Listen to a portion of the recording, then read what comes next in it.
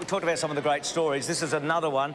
Little Oliver Fenari just turned 1, and just before he's 1, about 6 weeks ago, he got some gastro. He got into a bit of strife. Here's his story.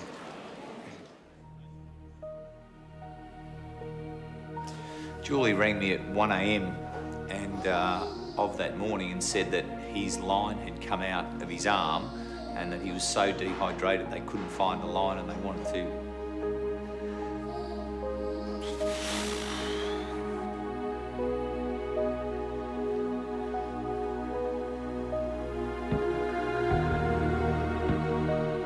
That's pretty tough, living being back there.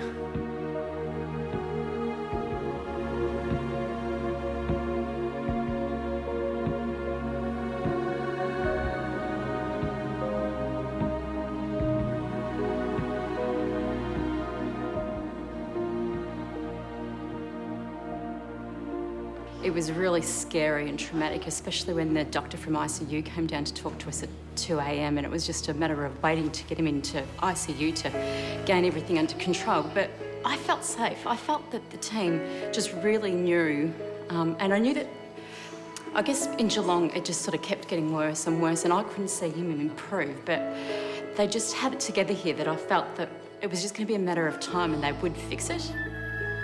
One of the consultants come in and said, look, these vital signs are not good and, you know, there could potentially be a bleed and all sorts of stuff. But we found that just the way that those people work together and the way that at any hour, there's many nights where at 2 a.m. someone will walk in and know Oliver's complete history, the way that they work together as a team, I think I wrote in one of my letters of thanks, is something that most organisations and companies around the world would be envious of.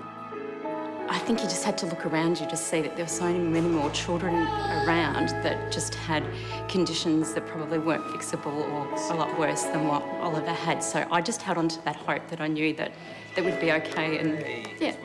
If it wasn't for getting him here in the time we did, then Easter this year would be very different.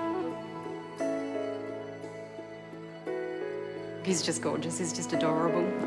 He's going through a cheeky phase at the moment, which is just fantastic considering he laid there for 6 weeks and didn't smile or crawl or do anything. So, yeah, it's funny. He's sort of, yeah, he's into trucks, buttons, bobcats, wheels. Yeah, he's just a real boy. Yeah, lots of fun.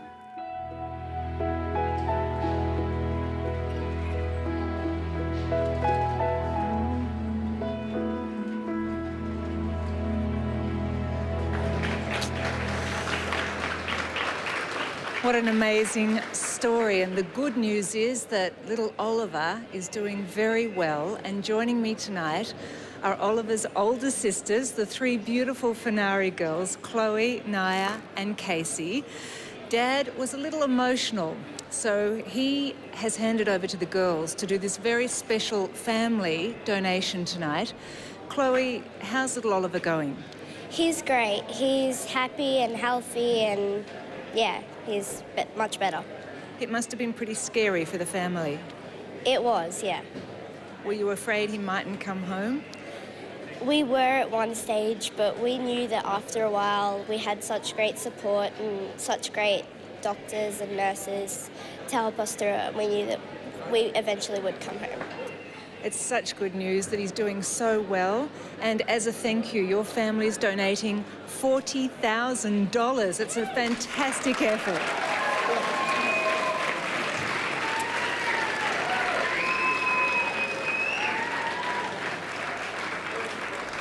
And that's not all.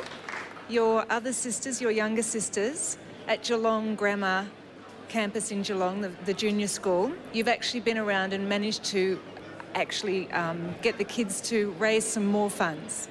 Yes. Well, we've raised this money in a series of fundraisers, and we really hope it makes a difference and makes a change. That's beautiful, Naya. And Casey, how much has the school raised? I'm not quite sure.